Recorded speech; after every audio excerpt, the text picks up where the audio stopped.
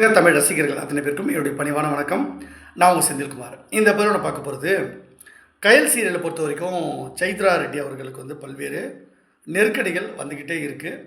அது ஏன்னு தெரியல. அவங்கள சுற்றி மட்டுமே நிறைய காசிப்ஸ் வருது. அவங்களுக்கு பல நெருக்கடிகள் வருது.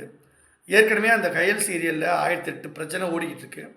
ஏற்கனவே அந்த கயல் சீரியல் மேலே விமர்சனங்கள் நிறைய வருது. நல்லா இல்லை, போர் அடிக்குது அப்படின்லாம் வந்துட்டுருக்கு.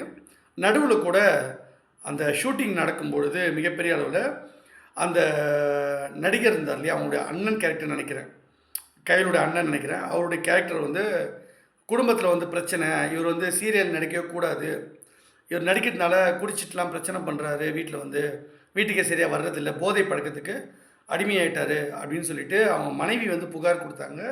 அது மட்டும் இல்லை, ஷூட்டிங் ஸ்பாட்லேயே போயிட்டு அந்த ஷூட்டிங்கை நிறுத்தணும் அப்படின்ற மாதிரி கோரிக்கை வச்சாங்க.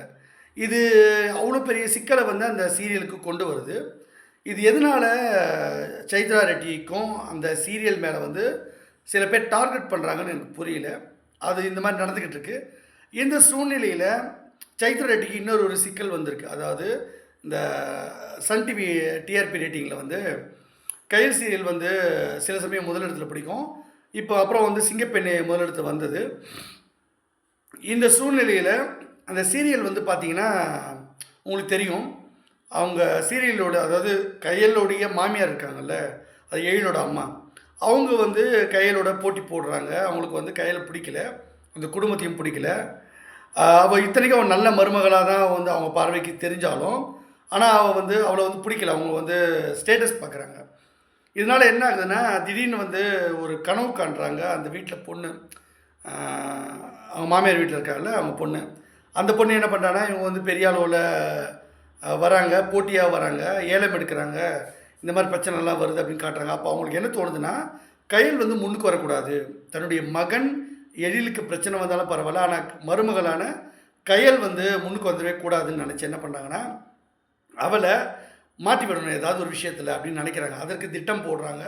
அப்படி வரும்போது தான் இப்போ எழில் அந்த கார் கம்பெனி ஆரம்பிக்கிறார்ல, சாரி கார் கம்பெனியில் அந்த ட்ராவல்ஸ் ஆரம்பிக்கிறார் இல்லையா, அதில் அவருக்கு அந்த காரில் மிகப்பெரிய பிரச்சனையை கொண்டு ஒரு ரூபத்தில் அவர் கைது பண்ண வைக்கிற மாதிரி சில திட்டங்கள் போடுறாங்க. அப்போ தானே அந்த ட்ராவல்ஸ் டெவலப் ஆகாது, அதை இழுத்து மூடுறதுக்கான வேலையை பார்க்குறாங்க. அப்போது அவர் கைது பண்ணப்படுறார் சில காரணங்களால். அது என்னன்றது ட்விஸ்ட் வச்சுருப்பாங்க டைரக்டரு, அது பண்ணுவாங்க. இப்போ அவரை எழிலில் மீட்க போராடணும். ஏற்கனவே கையலுக்கு ஒரு வேலை போயிடுச்சு. இப்போ தான் இன்னொரு இடத்துல ஒரு ஹாஸ்பிட்டலில் வேலைக்கு போய் ஜாயின் பண்ண போகிறா. அதுலேயும் அந்த வில்லை பிரச்சனை பண்ணுறான். ஏற்கனவே அந்த ஹாஸ்பிட்டலில் ஒரு டீன் ஒருத்தர் இருப்பான்ல, அவன் பிரச்சனை பண்ணுறான். இப்போது கையிலையும் போலீஸ் கைது பண்ணுற மாதிரியான ஒரு விஷயத்துக்கு கொண்டு வந்துக்கிறாங்க. ஒரு பக்கம் எழில கைது பண்ணுறாங்க, இந்த பக்கம் சைத்ரா ரெட்டியை கைது பண்ணுறாங்க கையில். அப்படி பண்ணும்போது 2 பேருமே சிக்கலில் மாட்டிக்கிறாங்க. இப்போ 2 பேரும் எப்படி வெளியே வராங்க, மீண்டு வராங்க அப்படின்றது. இதில் ஒரு சின்ன ஒரு சஜஷன் நான் என்ன சொல்கிறேன்னா, பொதுவாக ஒரு கதை அப்படின்னு வந்தாலே, அது கதை திரைக்கதை வரும்பொழுது அந்த கேரக்டரோடு நம்ம கனெக்ட் ஆகணும். அவங்க அழுதா நாம் அழணும், அவங்க சிரித்தா நம்ம சிரிக்கணும், அவங்க பாதிக்கப்படும் போது நம்மளும் பாதிக்கப்படணும். அவங்க ஃபைட் பண்ணும்போது அவங்கள யாருன்னா அடித்தாங்கன்னா நம்ம வருத்தப்படணும்.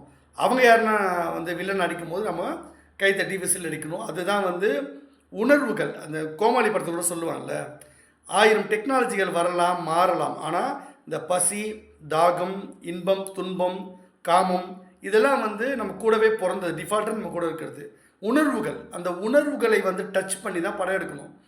நான் ரொம்ப நாளைக்கு அப்புறம் நிறைய படம் பார்க்குறதில்ல, டைம் கிடைக்கிறதில்ல. இந்த சீரியல்ஸ் கூட டைம் கிடைக்கும் போது பார்ப்பேன், இல்லைனா அதை நைட் தூங்கும் போது டைம் கிடைக்கும் போது சன்நெக்ஸ்ட்டில் இருக்கணும், அதை போய் பார்ப்பேன். இல்லை யூடியூப்பில் போட்டிருப்பாங்க, அதாவது அது மாதிரி பார்ப்பேன், அப்டேட்டாக பார்த்துருவேன். அப்படி இப்போ சமீபத்தில் பார்த்த ஒரு படம் அப்படின்னா அயோத்தி படம் தான். நடுவில் விஜய் நடித்த படம்லாம் பார்க்கல, ரஜினி சார் படமும் வேட்டையன் நான் இன்னும் கூட பார்க்கவே இல்லை. அந்த படத்தை கமல் சார் படத்தை நான் பார்க்கவே இல்லை. அப்போ குட் பேட் அக்லிலாம் வந்திருக்கு, அஜித் இது விடாமுயற்சியெல்லாம் பார்க்கவே இல்லை. அதனால் டைமே கிடையாது அரசியல் பண்ணுறதுக்கு, மக்களாக வேலை செய்கிறதுக்கு. நான் தனிப்பட்ட நிறைய ஸ்கிரிப்டெல்லாம், ஒரு ஸ்கிரிப்ட் ரைட்டராக நான் நிறைய விஷயங்கள் பண்ணியிருக்கேன். என்னுடைய பட வேலைகளும் இருக்குது. அந்த வேலை இருக்கிறதுனால என்னால் இது பண்ண முடியல, நிறைய விஷயங்கள் பார்க்க முடியல. ஆனால் அயோத்தின்ற ஒரு படம் பார்த்தேன், சசிகுமார், அன்பு சகோதரர் சசிகுமார் நடித்த படத்துலேயே பெஸ்ட்டு படம் அப்படின்னு நான் சொல்லுவேன். அவ்வளோ இந்த கண் கலங்க வச்சிருச்சு அப்படியே அந்த கேரக்டர். அவ்வளோ ஒரு இயல்பான ஒரு மனிதர்கள், அதாவது சமுதாயத்தில் இப்படி கூட மனிதர்கள் இருக்காங்கன்றதை காமிச்சிருக்காங்க, ரொம்ப அழகாக காமிச்சிருப்பாங்க. அவங்களோட அந்த உணர்வுகளை தான் காமிச்சிருப்பாங்க. அவங்க வந்து குடும்பம் வர்றாங்க, எப்படி இறந்து போகிறாங்க, அவங்க அம்மா இறந்து போயிடுறாங்க, அந்த பொண்ணும் இந்த பையனும் எவ்வளோ கஷ்டப்படுறாங்க, அவங்க அப்பா வந்து எவ்வளோ ஒஸ்ட்டான ஒரு ஃபெலோவாக இருக்கார், அதுக்கப்புறம் அவர் எப்படி திருந்துறாரு, இவங்களை எப்படி கஷ்டப்பட்டு ஊருக்கு அவங்க அனுப்பி வைக்கிறாங்கன்றத ரொம்ப எளிமை ஆர்ப்பாட்டமே இல்லை, ரொம்ப அழகாக பண்ணாங்க. ரொம்ப சூப்பராக இருக்கும். அப்படியே கண் கலங்க வச்சுட்டாங்க. அப்படியே நெஞ்சு துக்கம் தொண்டை அடைக்குதுன்னு வாங்கல, அப்படி பார்க்கும்போது நமக்கு ஒவ்வொரு காட்சியும் துக்கம் தொண்டை அடைக்கும். ரொம்ப பியூட்டிஃபுல்லாக பண்ணியிருந்தாங்க. அப்படி தான் நமக்கு இருக்கணும். எம்ஜிஆர் அவர்கள் படத்தில் கூட புரட்சித் தலைவர் எம்ஜிஆர் அவர்கள் வந்து எங்கள் வீட்டு பிள்ளையில் நம்பியார் அடிப்பார். அது கோழையாக இருக்கிற எம்ஜிஆர். நமக்கு பாவமாக இருக்கும். அப்படி என்னடா இப்படி அடிக்கிறானே அப்படின்ட்டு நம்பியார் மேலே நமக்கு கோபம் வரும். அதே மாதிரி வந்து புரட்சித் தலைவர் எம்ஜிஆர் அவர்கள் வீரமான எம்ஜிஆர் வருவார். அவர் வெளுத்து வாங்குவார் நம்பியாரை. தியேட்டரே வந்து கிளாப்ஸ் அடிக்கும், விசில் பறக்கும். அப்படி கனெக்ட் ஆகணும் ஆடியன்ஸ். இப்போ வந்து ஹீரோ வராரு போகிறாரு, அது சீரியலாக இருந்தாலும் சினிமாவாக இருந்தாலும் வராங்க போகிறாங்க, எதுவும் பண்ணுறாங்க, எதுக்கு வராங்க, என்ன பண்ணுறாங்க, அது பாட்டு படம் ஓடிக்கிட்டு இருக்கு. ஆடியன்ஸு சைலண்ட்டாக பார்த்துட்ருக்காங்க. அப்புறம் இன்டர்வல் விடுறாங்க, அது ஏதோ சின்ன ட்விஸ்ட் இருக்கும், அதுக்கு மட்டும் கைத்தட்ட விசில் அடிப்பாங்க. அப்புறம் பாப்கார்னு அந்த கூல்ட்ரிங்க்ஸ் எல்லாம் குடிச்சிட்டு மறுபடியும் வந்து உட்காந்து மறுபடியும் பார்ப்பாங்க. படம் முடிஞ்சிடும். வந்து வெளியே வந்து கழுவி ஊற்றிடுறாங்க படத்தை. அது காரணம் இது தான். சினிமாவும் அப்படி தான் இருக்குது, சீரியல்ஸும் அப்படி தான் இருக்குது. நிறைய சீரியல் வந்து எவ்வளோ பியூட்டிஃபுல்லாக இருந்தது. ஒவ்வொரு எபிசோட்லேயும் நெக்ஸ்ட்டு என்ன நடக்க போகுது, நெக்ஸ்ட்டு என்ன நடக்க போகுது அப்படின்ற ஒரு ட்விஸ்ட்டோடு முடிப்பாங்க. அது ஒன்று. ரெண்டாவது, அந்த சீரியலில் கொஞ்சம் சோகம் இருக்கும், அது நம்மளை அழ வச்சிரும். அதுக்கப்புறம் காமெடி இருக்கும், சிரிக்க வச்சிரும். அதில் ஒரு ட்விஸ்ட் வைப்பாங்க, அந்த ட்விஸ்ட்டை ரசிக்கிற மாதிரி இருக்கும். ஒவ்வொரு கதாபாத்திரமும் ஸ்பெஷாலிட்டி இருக்கும், விறுவிறுப்பு இருக்கும். அப்படி இந்த சீரியல்களை இப்போ வந்து நிறைய சீரியல்ஸில் அப்படி இல்லாமல் போயிடுச்சு. இதை நோக்கி அவங்க முதல்ல ஒரு ஸ்கிரிப்ட் மாதிரி கொண்டு வராங்க, அப்புறம் வந்து நிறைய அப்புறம் எதுக்கு பண்ணுறான்னு தெரியாமல் எபிசோட்ஸ் பண்ணிக்கிட்டே இருக்காங்க. அது ஒரு சரியான லைன் பிடிச்சி பண்ண மாட்டேன்றாங்க. அதனாலே நிறைய சீரியல் வந்து சொதப்பிடுது. ஆடியன்ஸ் வந்து என்னடா அப்படி போர் அடிக்குதுன்னு விட்டுறாங்க. ஸோ ஆடியன்ஸ் வந்து அந்த சீரியல்ஸ் பார்க்காம விட்டுட்டாங்கன்னா கண்டினியூட்டி போயிடுச்சுன்னா அதுக்கப்புறம் வந்து இன்ட்ரெஸ்ட் போயிடும். அப்புறம் என்ன நடக்குது சீரியல் பார்க்க மாட்டாங்க. அப்போது ஒவ்வொரு எபிசோடும் இன்ட்ரெஸ்ட்டாக கொண்டு போவாங்க. அதே மாதிரி கையல்லையும் நல்ல திருப்பங்களை கொண்டு வாங்க. கையல் வருத்தப்படும் போது ஆடியன்ஸ் வருத்தப்படணும், கையல் சிரிக்கும் போது மக்கள் சிரிக்கணும். அந்த மாதிரியான விஷயங்களை வந்து கதையில் கனெக்ட் பண்ணுங்கள். அதுதான் வந்து நான் சொல்லிக்கிறது. ஸோ விரைவில் வந்து நல்ல ஒரு காட்சிகளை வந்து கொடுத்து கையல் சீரியலை வந்து தூக்கி நிப்பாட்டுவார் இயக்குனர் அப்படின்னு நான் நம்புகிறேன். பொறுத்திருந்து பார்க்கலாம். இந்த பதிவு உங்களுக்கு பிடிச்சிருந்தா சேனல் லைக் பண்ணுங்கள், ஷேர் பண்ணுங்கள், சப்ஸ்கிரைப் பண்ணுங்கள். Thank you and Jai Hind.